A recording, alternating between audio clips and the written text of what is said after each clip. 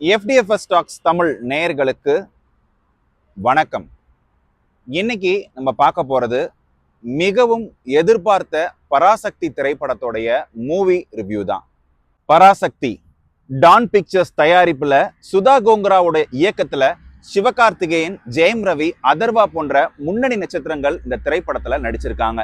என்ன சொல்ல போனா இந்த படத்துல நடிச்சிருக்காங்க அப்படின்னு சொல்றதை விட ஒரு ஹிந்தி திணிப்புக்கு எதிராக போராட்டம் நடத்திய மாணவர் அமைப்பு தலைவர்களாகவே இவங்க வாழ்ந்திருக்காங்கன்னு தான் சொல்லணும். அந்த அளவுக்கு ரொம்பவே ஒரு திறமையான ஒரு நடிப்பை தான் இந்த திரைப்படத்துல வெளிப்படுத்தியிருக்காங்க. பராசக்தி இந்த பெயரை உச்சரிக்கும் போதே சுதந்திர போராட்டத்திற்காக உயிர் நீத்த நம்மள பல பேர் இந்த பெயரை உச்சரிக்கும் போது அவங்களுக்குள்ளார ஒரு உணர்வை ஏற்படுத்தும். அந்த அளவுக்கு இந்த பெயருக்கு பின்னாடியான ஒரு உணர்வு அப்படிங்கிறது தமிழர்களோட ஒன்றிணைஞ்சிருக்குன்னு தான் சொல்லணும். அந்த அளவுக்கு ஒரு ஒரு ஒரு மிகப்பெரிய ஒரு மாணவர் அமைப்புடைய போராட்டம் எப்படி ஒரு நாட்டுடைய தலையெழுத்தையே மாற்றக்கூடியது அப்படிங்கிறத ரொம்ப அழகா தன்னுடைய இயக்கத்தின் மூலமா சுதா கோங்கரா மீண்டும் ஒரு முறை நிரூபிச்சிருக்காங்கன்னு தான் சொல்லணும். 1930களில் தான் இந்த போராட்டம் அப்படிங்கிறது ரொம்பவே உணர்ச்சிகரமா நடந்திருக்கு. அதுல நிறைய பேர் போராட்டம் பண்ணி தங்களுடைய உயிர் தியாகம் மூலமா வெற்றியும் பெற்று தமிழ்நாட்டுல ஆட்சி மொழியா தமிழ் மற்றும் ஆங்கிலம் அப்படின்ற ஒரு வரலாற்றை மாத்தினது இவங்க எல்லாருக்குமே அதுல பங்கு இருக்கு. இது தமிழ் மொழி பிரச்சனை அப்படிங்கிறத தாண்டி தென் மாநிலங்கள்ல நிறைய பேர், அதாவது கேரளா, கர்நாடகா போன்ற பல மாநிலங்கள்லையும் இந்த ஹிந்தி திணிப்பிற்கு எதிர்ப்பு அப்படிங்கிறது இயல்பான ஒன்றாகவே இருந்திருக்கு. அதே போல இது தென் மாநிலங்கள் மட்டும் இல்லாம வட மாநிலங்கள்லையும் பல இடங்கள்ல, உதாரணமா மராத்தி போன்ற ஒரு மொழி அப்படிங்கிறது அவங்களுடைய உணர்வுகளையும் புண்படுத்தக்கூடியதா ஹிந்தி அமைஞ்சிருந்ததுனால அவர்களும் இந்த ஹிந்தி எதிர்ப்பு அப்படிங்கிறத கையில் எடுத்து சத்தமே இல்லாம ஒரு போராட்டங்களை இணைச்சிட்டு இருந்தாங்க. ஹிந்தி தமிழ் அப்படின்ற அந்த ஒரு உணர்வு அப்படிங்கிறது ஒரு இயக்கமா மாறி அது பல இடங்கள்ல ஒரு மிகப்பெரிய ஒரு புரட்சியை உண்டாக்குச்சு அப்படின்னு தான் சொல்லணும். இது வெறும் மொழி இல்ல, இது ஒரு உணர்வு அப்படிங்கிறது தான் இந்த திரைப்படம் நமக்கு எடுத்து சொல்லக்கூடிய விஷயம். அதுலயும் குறிப்பா அதர்வாவுடைய காட்சிகள் அப்படிங்கிறது ரொம்பவே அக்ரெசிவா இருந்துச்சு அப்படின்னு தான் சொல்லணும். தமிழர்கள் ஒவ்வொருவரும் தங்களுடைய உணர்வுக்காகவும் தங்களுடைய இனத்திற்காகவும் அவங்க போராட்ட குணம் அப்படிங்கிறது நம்மள பல பேருக்குமே இருக்கு. இதை தான் சுதா கோங்கரா ரொம்ப அழகா ஒவ்வொரு கதாபாத்திரத்தின் மூலமா அதை காட்சிப்படுத்தியிருக்காங்க. அந்த வகையில அறிஞர் அண்ணாவுடைய காட்சிகளா இருக்கட்டும், இல்ல ஒரு மாணவ அமைப்பை வழிநடத்துற சிவகார்த்திகேயனுடைய காட்சிகளா இருக்கட்டும், இப்படி ஒவ்வொருவரும் உணர்ச்சி பொங்க இந்த திரைப்படத்துல போட்டி போட்டு நடிச்சதுனால இந்த படம் பார்க்கும்போது நம்மளே அந்த டைம் பீரியடுக்கு டைம் டிராவல் பண்ணி போன மாதிரியான ஒரு ஃபீல் இருந்துச்சு அப்படின்னு தான் சொல்லணும். இந்த திரைப்படத்துல நிறைய காட்சிகள் நம்மள ரொம்பவே மெய்சிலிருக்க வச்சுது அப்படின்னு சொல்லணும். அதுல குறிப்பா சிவகார்த்திகேயனுக்கு தன்னுடைய போராட்ட குணத்தெல்லாம் ஒதுக்கி வச்சுட்டு தன்னுடைய வாழ்க்கைக்காகவும் தன்னுடைய குடும்பத்துக்காகவும் உழைக்கணும் அப்படின்னு சொல்லி போராட்டத்தை ஒதுக்கி வச்சுட்டு அவர் மத்திய சர்க்கார்ல ஒரு வேலைக்காக இன்டர்வியூக்கு போறாரு. அங்க செழியன் அப்படின்ற அந்த பெயரை உச்சரிக்க தவறிய வட இந்திய அந்த அதிகாரிகள் அவருடைய பெயரை வேற மாதிரியான உச்சரிப்பாங்க. அந்த காட்சியில சிவகார்த்திகேயனோட நடிப்பு அப்படிங்கிறது, அவர் பேசிய அந்த வசனங்கள் அப்படிங்கிறது நம்மள ரொம்பவே டிஸ்டர்ப் பண்ணிடுச்சு அப்படின்னு தான் சொல்லணும். அந்த அளவுக்கு அந்த இடத்துல காட்சிகள் ரொம்ப நம்மள தாக்கத்தை ஏற்படுத்துச்சு. மற்றொரு காட்சியில சிவகார்த்திகேயன் போற போக்குல தன்னுடைய தம்பியான அதர்வா கிட்ட இந்த அண்ணா சொல்றதையும் கேளுடா அப்படின்னு போற போக்குல அப்படி அந்த டயலாக தூக்கி போட்டு போயிடுவாரு.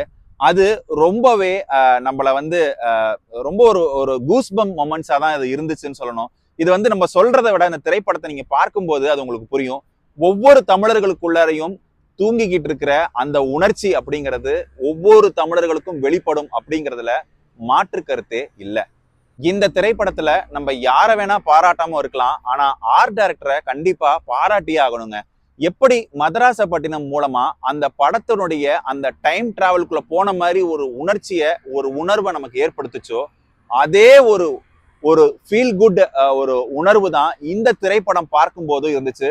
இன்னும் சொல்ல போனா அந்த அந்த போராட்ட களமா இருக்கட்டும், அந்த நெஞ்சுக்குழி அப்படின்ற பாடல்ல இடம்பெற்ற அந்த செட் ப்ராப்பர்ட்டிஸ் எல்லாமே பாத்தீங்கன்னா ரொம்ப சூப்பரா அந்த டைம் பீரியட்ல என்ன இருக்குமோ அதை பெர்ஃபெக்டா பண்ணியிருந்தாங்க. அது மட்டும் இல்லாம ஒவ்வொரு காட்சியிலும், அதாவது ஒரு காட்சி நான் பார்த்தேன், சிவகார்த்திகேயனும் அந்த நம்ம நடிகையும் உரையாடிட்டு இருக்காங்க. அதுல பின்னாடி பாத்தீங்கன்னா பேக்ரவுண்ட்ல ஒரு குதிரை கிராஸ் ஆகும். அந்த அளவுக்கு ரொம்ப ஒரு நுணுக்கமான ஒரு காட்சிகள், நுணுக்கமா அந்த செட் டிசைன்ல என்னென்னலாம் இருக்கணும், என்னென்ன எலிமெண்ட்ஸ்லாம் இருக்கணும், ரொம்ப அதிகமாவும் இல்லாம, ரொம்ப ரொம்ப கிளம்சியாவும் இல்லாம, ரொம்ப அழகா அந்த செட் ப்ராப்பர்ட்டியை வந்து யூட்டிலைஸ் பண்ணியிருக்காங்க சுதா கோங்கரா. சரி, இந்த திரைப்படத்துல தேவையற்ற விஷயம் அப்படின்னு ஒரு சில விஷயங்கள் இருந்துச்சு. அது நான் குறிப்பிட நினைக்கிறேன். அதாவது இந்த திரைப்படத்துடைய போக்கு அப்படிங்கிறது ஃபர்ஸ்ட் ஹாஃபா இருக்கட்டும், செகண்ட் ஹாஃப் ஸ்டார்டிங்கா இருக்கட்டும், சரியான முறையில போயிட்டு இருந்துச்சு. அதுல செகண்ட் ஹாஃப்ல பாத்தீங்க அப்படின்னாக்க கிளைமேக்ஸ் காட்சி, அந்த கடைசி 15 நிமிடம் இருக்கு பாத்தீங்களா, அதை வந்து எதனால ஒரு முன்னணி நட்சத்திரத்துக்காக அப்படி ஒரு சண்டை காட்சி வேணுமா? சுதா கோங்கரா போன்ற ஒரு ஒரு மிகப்பெரிய ஆகச்சிறந்த படைப்பாளி இந்த மாதிரி விஷயங்கள்ல கோட்டை விடுறது அப்படிங்கிறது ரொம்பவே வருத்தமா இருந்துச்சு. ஏன்னா அது வரைக்கும் அது வந்து ஒரு சினிமா பார்வையில் இல்லாம ஒரு கலையின் அடையாளமா இருந்துச்சு. ஆனா அந்த கடைசி 15 நிமிட அந்த சண்டை காட்சி அப்படிங்கிறது ரொம்பவே நம்மளை வந்து ஒரு ஒரு ஒரு எரிச்சலை உண்டாக்குச்சு அப்படின்னு தான் சொல்லணும். அந்த அளவுக்கு ஒரு ஒரு மிக நீண்ட அந்த ஃபைட்டை வந்து குறைச்சிருந்திருக்கலாம். அது மட்டும் இல்லாம ரொம்ப வருத்தமான ஒரு விஷயம் என்ன அப்படின்னாக்க, பராசக்தி அப்படின்ற அந்த பெயரை உச்சரிக்கும் போதே நம்மளுடைய உள்ளங்காலில் இருந்து அந்த உச்சந்தலை வரை நமக்கு அந்த ஒரு உணர்வு வரும். காரணம், அன்னைக்கு காலகட்டத்துல பராசக்தி திரைப்படத்துல நடிச்ச சிவாஜி கணேசனுடைய நடிப்பும், அந்த வசனம், கலைஞர் எழுதிய அந்த வசனமும், அந்த திரைப்படத்தை மட்டும் இல்லாம ஒட்டுமொத்த உலகத்திலும் உள்ள தமிழர்கள் அதை இன்னைக்கும் பேசுறாங்க அப்படின்னா அதற்கு அந்த பராசக்தியில் இடம்பெற்ற அந்த வசனங்கள் தான்.